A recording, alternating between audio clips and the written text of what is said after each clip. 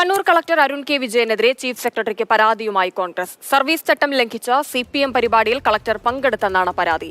കേരള പഠന കോൺഗ്രസിന്റെ ഭാഗമായുള്ള മോർണിംഗ് വാക്ക് കളക്ടറായിരുന്നു ഫ്ളാഗ് ഓഫ് ചെയ്തത്. വിവരങ്ങൾ നൽകാനായി ഫെലിക്സ് ചേരുന്നുണ്ട്. ഫെലിക്സ്, എന്ത് ചട്ടം ലംഘിച്ചു എന്നാണ് ഈ പരാതിയിൽ പറയുന്നത്? CPM-ന് കീഴിലുള്ള AKG പഠന ഗവേഷണ കേന്ദ്രം, ഒപ്പം തന്നെ പാട്യം ഗോപാലൻ പഠന ഗവേഷണ കേന്ദ്രം, ഇതിന്റെ നേതൃത്വത്തിൽ കണ്ണൂരിൽ ഒരു കേരള പഠന കോൺഗ്രസ് സംഘടിപ്പിക്കുന്നുണ്ട്. ഇതിന്റെ ഭാഗമായുള്ള ഒരു മോർണിംഗ് വാക്ക് ഇന്ന് രാവിലെയാണ് നടന്നത്. CPM-ന്റെ കണ്ണൂർ ജില്ലയിലെ നേതാക്കൾ, ജില്ലാ സെക്രട്ടറി MV ജയരാജൻ അടക്കമുള്ളവർ ഇതിൽ പങ്കെടുക്കുകയുണ്ടായി. ഇത് ഫ്ളാഗ് ഓഫ് ചെയ്തത് കണ്ണൂർ ജില്ലാ കളക്ടർ അരുൺ കെ വിജയനാണ്.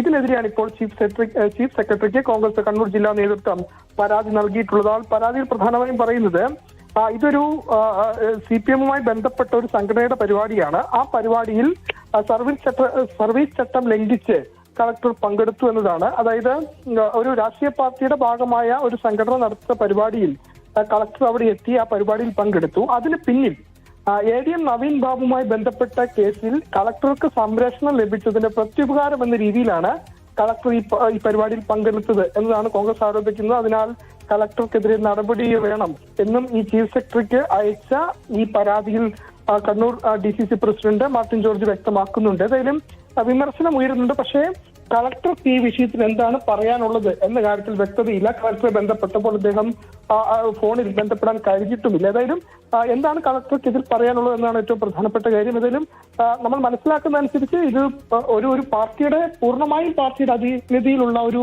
പരിപാടി അല്ലാത്തതിനാലാണ് കളക്ടർ പങ്കെടുത്തത് എന്നതാണ്. ഏതായാലും BJP-യും ഒപ്പം തന്നെ കോൺഗ്രസും കളക്ടർക്കെതിരെ രംഗത്ത് വന്നിട്ടുണ്ട്.